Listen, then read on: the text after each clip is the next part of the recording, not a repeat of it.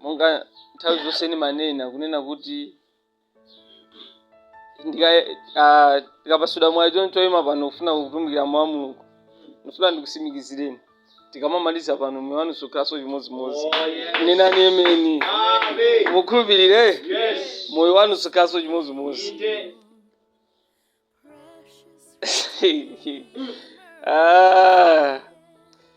Okay, lero ndifuna ndiphunzitse topic yofunikira kwambiri. Tikangoyimvetsesa topic imeneyi moyo wathu wa Chikhristu umakhala ophweka komanso ofewa.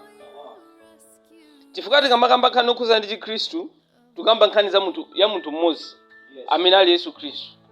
N'chifukwa chake munthu amene tikuyenera kumudziwa. Ndiye phunziro la lero, kodi Yesu ndi ndani? Tikubwera ngati funso kuti kodi Yesu ndi ndani? Chifukwa munthu ngati sukumudziwa amene ukumutumikira sungathe kudziwa kodi ungamtumikire bwanji. Ameni. Mwaisanzo antchito amene samadziwa bwana wawo kuti ndi ndani apezoti akusemphana zochitika mpaka naso ntchito mwina ikutha. Chimodzimodzinso ndi Yesu Khristu tikuyenera kumudziwa kuti kwenikweni kodi Yesu Khristu amene tikumutumikira ndi ndani. Tikamamudziwa Yesu Khristu timadziwanso tokha kuti ndife ndani. Bwino wake ndi umene. Ndiye mosataya nthawi tipite buku la Mateyu chapter 16 kuyambira verse 13 mpaka na 16. Ndiwerenga Mateyu chapter 16 verse 13 mpaka na 16. Bible likuyamba motere: Yesu atafika ku chigawo cha Kaisareya Filipo, iye anafunsa ophunzira ake kuti kodi anthu amati mwana wa munthu ndi ndani? Iwo anayankha kuti ena amati ndi Yohane M'batizi, ena amati ndi Eliya, komanso ena amati Yeremiya kapena mmodzi wa aneneri. Verse 15 imene manisangalatsa kwambiri. Iye anafunsa kuti nanga inuyo mumati ndine yani? Ameni. Inuyo mumati ndine yani? Simon Petro anayankha kuti inu ndinu Khristu, mwana wa Mulungu wamoyo. Ameni. Ndiye mawu amene ndikufuna kwambiri ndioti inu ndinu Khristu, mwana wa Mulungu wamoyo. Komanso anaphunzitsa lepo pa Yesu Khristu musi mwana kuti thupi ndi mwazi sizinakululire izi ayi, koma Atate wanga wakumwamba. Kutanthauza kuti iyeyo anamudziwa Yesu mwavumbulutso. Ukamudziwa Yesu mwavumbulutso ndi chinthu chofunika kwambiri, chifukwa umamudziwa kupitirira amene anthu ena amamudziwira. Muchizungu timene kuti you have to know Jesus by revelation. Kumudziwa mavumbulutso ndiye kuti chani? Kumudziwa mavumbulutso ndiye kuti sukumudziwanso ngati kungomudziwa ngati Yesu ni mchirisi. Chifukwa ena amadziwa Yesu ni mchirisi, ndizoona Yesu amachirisa. Ena amadziwa kuti Yesu ndi anali mphunzitsi wabwino. Azimene zikumkamba zomwe Yesu Khristu ali. Ena amanena Yesu Khristu ndi amene anabwera kudzatipulumutsa. Azona anabwera kudzatipulumutsa. Yesu Khristu anali mtumiki. Zonse nzolondola. Yesu Khristu anatifera. Nzolondola, koma ndi ndani amene anatiferayo? Amen. Ndi apano Peter akunena kuti inu ndinu Khristu. Ndiye mawu kuti Khristu mu chipangano chakale amatchedwa moti ni mawu kuti Mesaya. Mu chipangano chatsopano ndi amene kuti Khristu. Ndiye Mesaya ndi amene amayembekezereka kuti azachoka, akuyenera kubwera kudzafera anthu. Koma Mesaya akamabwera azakhala kuti ni mwana wa Mulungu. Ndiye mwana wa Mulungu amatanthauza kuti chani?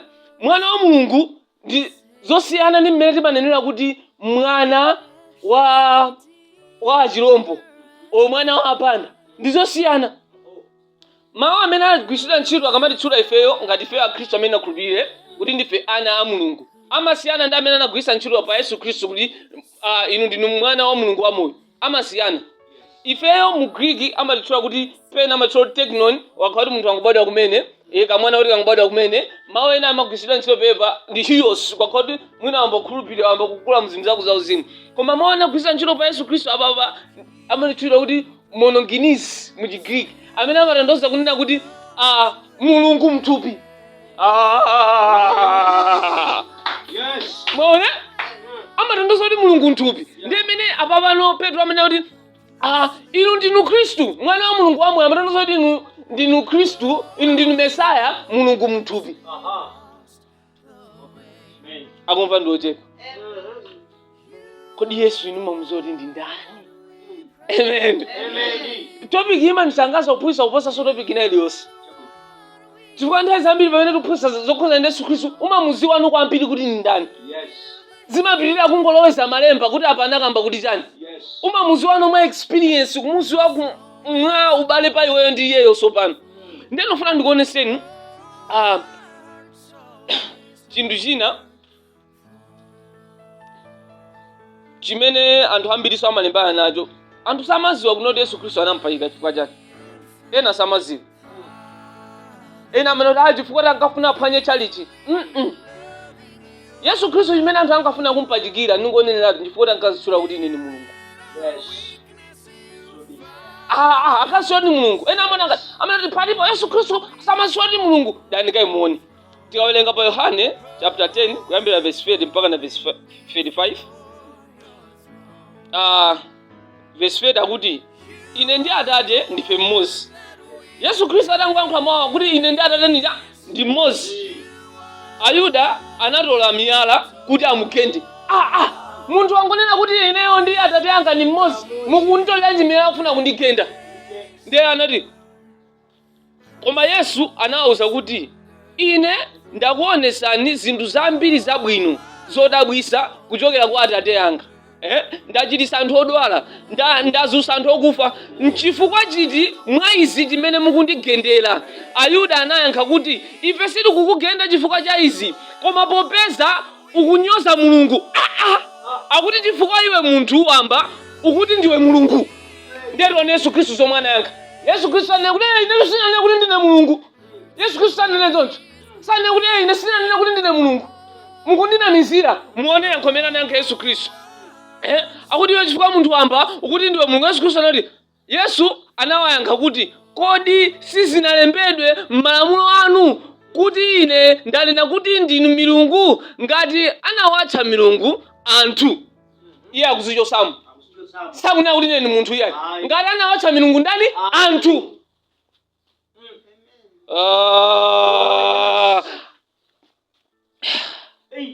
Ati ngati anawatcha milungu anthu amene analandira mawu a Mulungu. Iye paja sanalandire mawu a Mulungu.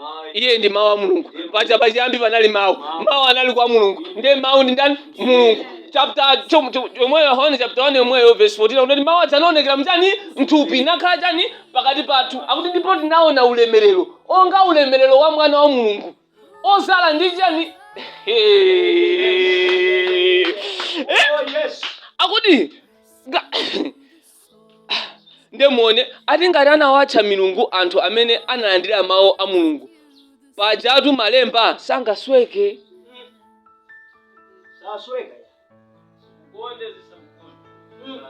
Mona kuti kwa Yesu Khristu amene tikumutumikirayo tikutumikira Mulungu. Ndi Ayuda anamupha chifukwa chani? Amasula kuti iye ni Mulungu. Chifukwa Ayuda Mulungu samamuziwa ngati bambo awo iyayi. Mulungu amamuziwa ngati Mulungu ngati Yawe.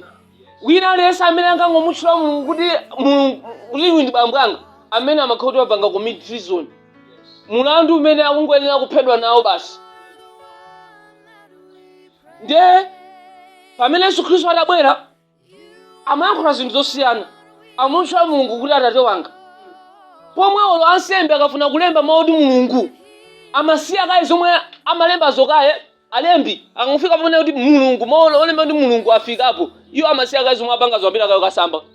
Kenako alembeso. Kaya mawu aoneka kupanira ka 100 amazisiya kaye ka 100 ndipita kalepa. Chifukwa Mulungu amalitenga zina Mulungu kazi nawo pampana. Ndipo amalilemekeza kwambiri. Ndiye wina wabwerano ndikuzana kuti ndi mwana wa Mulungu. Kutanthauza kuti chani? Chimene amatanthauza munthu amatanthauza kuti Mulungu. Ayuda chimene munthu amapengera naye amakhala ngati akubalika naye, iye akamayankhula akudana naye kufuna mpaka na kumugenda chifukwa amaziwa chimene akutanthauza. Koma Khristu ambiri samaziwa chimene Ayuda amatanthauza baba. Ine abusa ine omutana kuti ndinu mwana wa pani. Olingono kuti mukuna kuti ine ndi mwana mwana wa Buda. Ine ntenga miyanda yambe kukendana. Namusoti chinthu chocho kundipweteka mtima. Ndikuziwa chimene niyo mukutani? Mukutanthauza. Ndiyeno Paulo anayankha chifukwa chimene Yesu Khristu amampachikirachi. Anaonesa kuti kodi Yesu Khristu weniweni anali ndani. Tipite kwa Filipi chapter 2 verse 5 mpaka na 7. Mutukumvana Yes. Tukumvana? Akuti Filipi chapter 2 verse 5 mpaka na 7. Pa ubale wanu wina ndi nzake mukhale ndi mtima ofanana ndi wa Khristu Yesu. Amen. Mtima uzichepesa. Akuti iyeyu pokhala Mulungu ndithu ayi wina asekulepa black mina angali lunamu. Lunazone? Akuti pokhala Mulungu ndithu. Anango noti pokhala Mulungu mwina makabwezi ntango kaike. Komati pokhala Mulungu ndithu. Ati pokhala Mulungu ndithu sanatenge kufanana ndi Mulungu kukhala chinthu choyenera kuchigwirisa. Koma anazichepesa kotheratu nakhala ndi khalidwe ngati la kapolo ndi kukhala munthu. Iye ndoti sanali munthu. Anali Mulungu. Akuti anakhala ndi khalidwe la ngati kapolo ndi kukhala munthu. Ati ngati anthu ena onse. Nzoti anali Mulungu komano anabwerano anakhala ngati munthu padziko lapansi pano. Chifukwa munthu amene akupulumutsa dziko lapansi pano amene akuti munthu amene sanachimwepo. Ndipo bozoti ati onse anachimwa ndipo anapereka mfumu wa ndani wa Mulungu. Ulano zoti wina sanalotani ochimwa. Anakhota abweresa angelo ndi oyipa bweza angodula mitu ya anthu. Opulumutsa nzake panalibepo. Paka manduzo nawo akuti akufuna ziudula mtengo chenoti ayi musadandaule ndipita konko mtengo ndikaokere manyowa bwinobwino kena konzika kula bwino.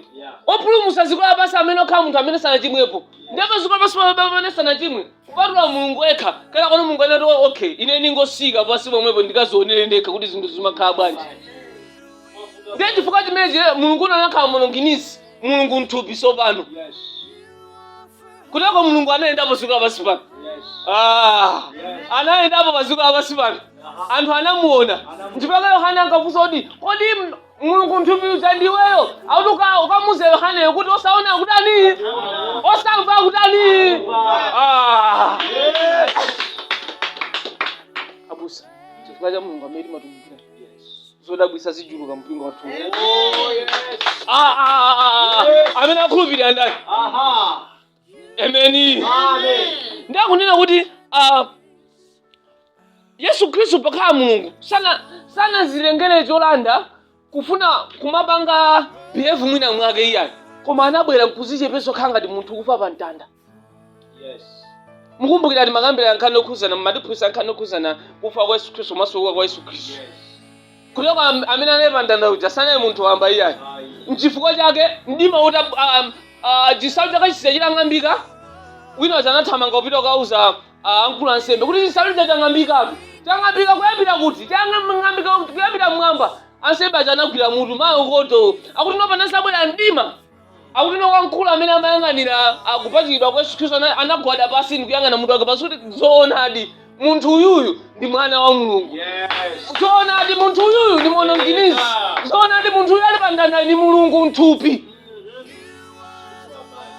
Ndifaka atangofa pa kumatuzona kuti ati Yesu Khristu atangofa asanakayikidwe so manda muti atangofa akuti anthu ena anayamba kupezeka amoyo. Mukawerenga John chapter 19 akuti ena anayamba kupezeka atangofa tu. Akuti miyala inagwedezeka miyala kuphwanyika ati anthu anayamba kutuluka m'manda chonchi. Nkhope zachira anthu kumakumana ankolo kuti mulipo tatuluka uku bige apa. Ndipaka Yesu Khristu amati ndine moyo. Ifini kumidima kunakanika kwa hoda anthu ena chifukwa cha Yesu Khristu. Ziwanda zinayamba kunjenjemera Yesu Khristu atafikako. Amen. Yesu Khristu si munthu wamba iyayi. Ndipo kamazi abweraso sakubweraso nokuzafa iyayi. Pamuluzira kubwera mu ulemerero. Akuti Yesu Khristu amazoonekera Efeso ulemerero umene nkati pathu zionekera ndi iyeyo limodzi. Mukumbukira verse imene chivundi chiji. tizavulika tizabva chisavundi tizanda tupina umwe silizafaso iyayi tizanda tupina imene lizakhala thupi lodabwisa lokuti ku UK komwe ndimakufuna kutereka zangu kuganiza ndifuna ndipite ku UK uzapezeka ku UK pali nthawi yokoma imene kubwera chifukwa cha Yesu Khristu amene tikumtumikirayo kuteko izi tikukambirana pasi sizimwe zinthu zongopeka ndi zinthu zinachitika ndipo ndizenizeni Yesu Khristu tikumkamba apapayo ndi Mulungu weniweni mungondipasa nakusali maminisi ochepa ndiwerenge mavesi awiri Yohane chapter 1 verse 18 akuti chitewa vesi mene anthu ankatanthauzira ndinena kuti pali mawu ena amene anasiya ndipo chifukwa chimenecho ndiwerenga ichizuku amen nditanthauzira akuti no one has ever seen God ati palibe amene anaona ndani Mulungu ndakuti but the one and only Son who is himself God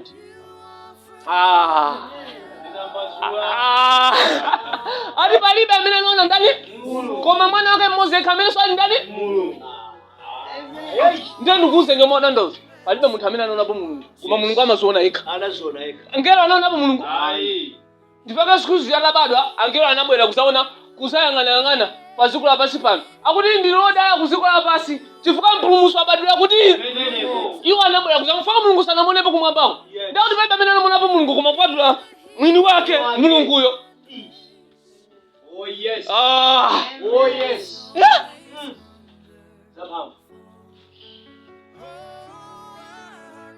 Ndemo tipitize vesi akuti no one has ever seen God but the one and only Son who is himself God and is in the closest relationship with the Father has made him known.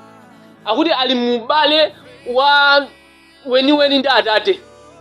Akuti ndipo anampanga kuti aziwike kuti ndani aziwike kuti ni Mulungu.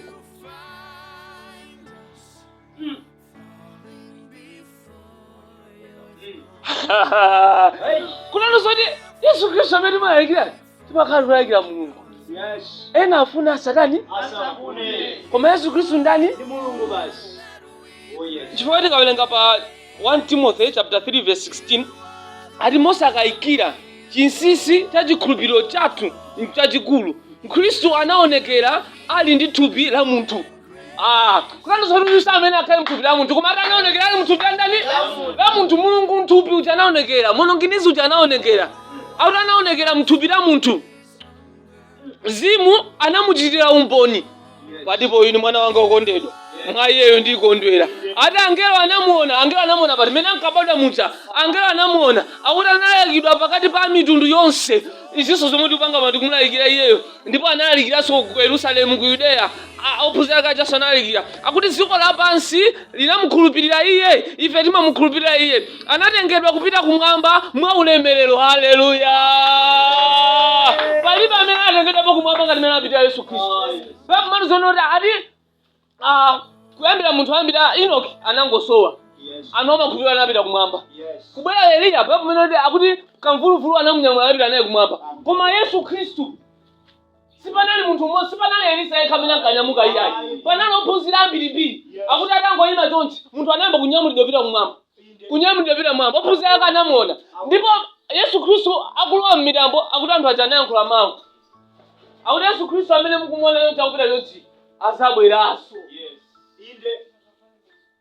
azabweranso ndipo muzamuonanso amuna inu abale aku Yudeya Yesu Khristu akupita yonchi muzamuonanso wewe mpele chiyembekezo chathu chaima kutali kama mlangira zomwe tikupanga zonsezi zizizi kukumana kunoko bwana wazapanga menda zenso njochi Sunday service ukumana kandi siku litukumana kuteko zonsezi tikupanga konzekera kubweranso kwa Ambuye athu Yesu Khristu.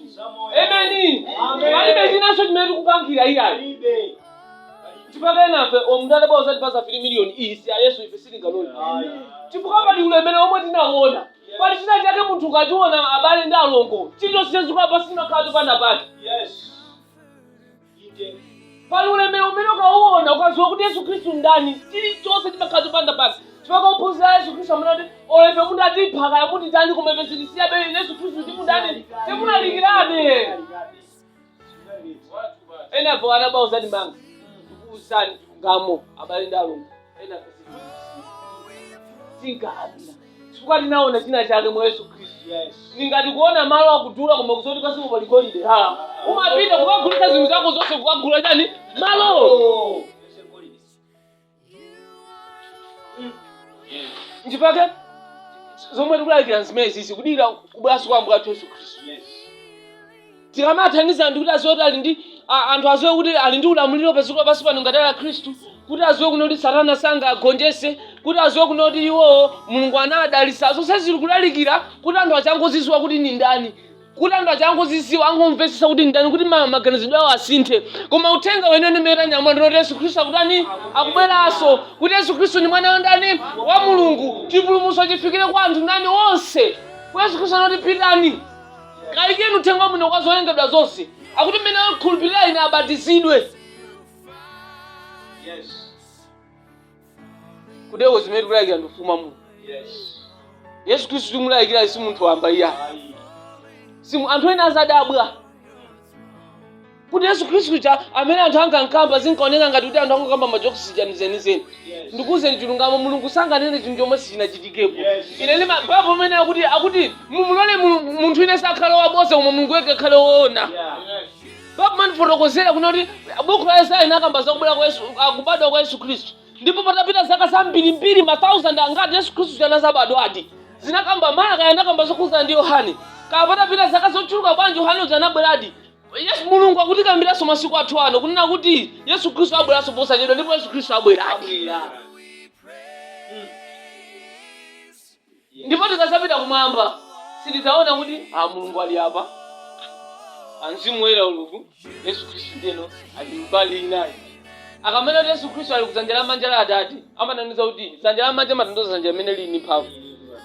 Tanso kuti ulamuliro wonse wa Mulungu uli mwa Yesu Kristu. Kuti akwapereka azipita momwe tifuna tione Mulungu, tidzanena tikuone Yesu Kristu.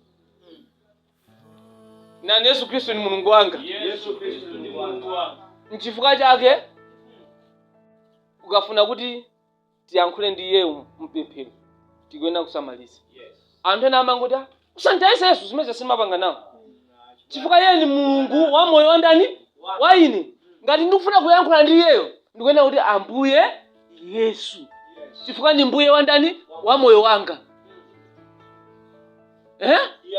Osati ndikupemphera Yesu tingwesizira.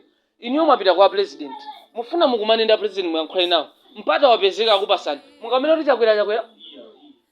Kunoko kumbali kuno tikozonera chakwera. Koma ukupita pamaso pako kumana munena kuti chakwera. Chimozi maso Yesu Kristu. Pamene muku yankhula ndi anthu ena tikozonera kuti Yesu. Alright? Koma ukupita ukayankhula naye sunganena kuti Yesu ndi mbuye wa moyo wanu. Akuyenera kulandira ulemu wake. Ndipo Khristu ena zina akalibe pusa kupunthwa munthu. Yesu. Wapunthwa kumene kuti Jesus chifukwa wapunthwa. Osana kuti chiritsidwe bwanji. Chifukwa zikafika zinthu za serious kuti agwiritse ntchito zina Yesu Kristu sizimatheka.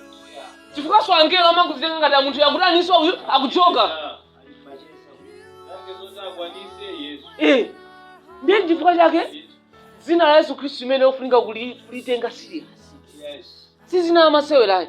Ku Afilipi kuchano dati zina akanalikweza ndikulipasa mphamvu pamwamba pa mayina onse. Zachilengedwe zina zimene akumva zina Yesu Kristu. Nthene naso chifukwa imene akuvomera zina Yesu Kristu. Chifukwa ili ngati kodi, amini ngati zina imene mbanga tikodi chilichonse. Chifukwa even kungoyerekeza kutchula zina Yesu Kristu pala anthu amene aziwanda opala anthu amene amakhulupirira zinthu za nyanga. Samasangalala nawo ndipo amanjenjemera. Ndi zina lopsa ndeteni timulemekeza Ambuye.